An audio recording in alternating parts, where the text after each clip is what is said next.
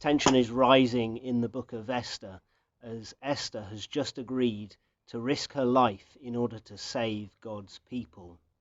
The king got rid of his own queen, which meant that he needed a new one, and he has appointed Esther to that position, even though no one knows that she is a Jew.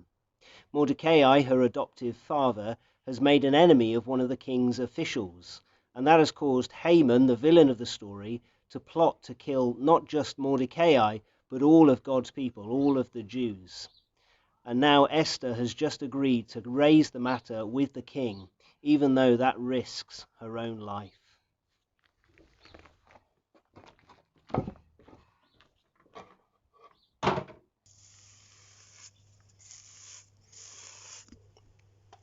Esther stands at the entrance hall for the king, and where she is, the king can see her. If he is displeased with her in this moment, he can have her killed. But instead he lowers his scepter, allowing her, beckoning her to come into his presence. But rather than raising the issue right then and there, instead she invites the king and Haman to be there at a banquet that she has prepared for them that very night. So along they go. That very evening they are dining together. The king, who has passed the law for all of Esther's people to be killed, and Haman, the one who has conspired to bring this plot. But even at this banquet, Esther doesn't bring up her issue, even though the king knows there is something that is going on. Instead, she invites the king and Haman to another banquet the very next day. Why is she dragging this out?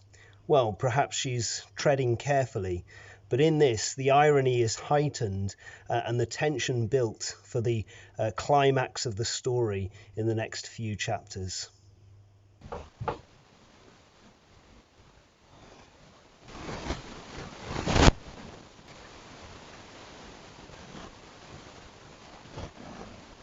Haman leaves the party in a very happy mood, and he goes home to boast to his wife and to his friends about how great he is and how he's the only one who's had this honour of banqueting with the royal couple.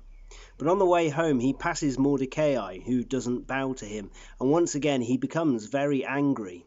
He mentions this to his wife, how he can't get any satisfaction as long as Mordecai is still alive, still in his life. And so his wife suggests, why not put up a massive pole and get him hung on it and killed the next day. So he gets this pole built, and all that's left is to ask the king in the morning to have Mordecai killed.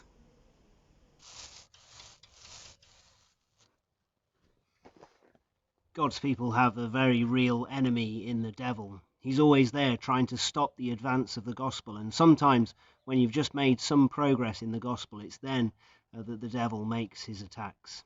He made the same attempts at Jesus. When he was born, his life was almost taken from him, or at least there was a threat to his life. And then as he began his ministry, so the devil was there trying to tempt him. And yet Jesus resisted. Jesus, in fact, overcame the devil.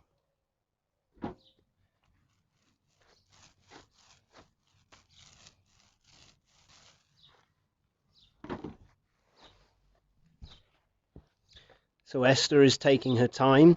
Haman is making very quick plans to have Mordecai killed. And if he succeeds, then Mordecai and Esther's plan to save the Jews might be thwarted. But God has led them to this point so far. What's going to happen next? Join us next time as we go into chapters 6 and 7. And if you hit the bell icon, then you'll get a notification to let you know when that will be. See you then.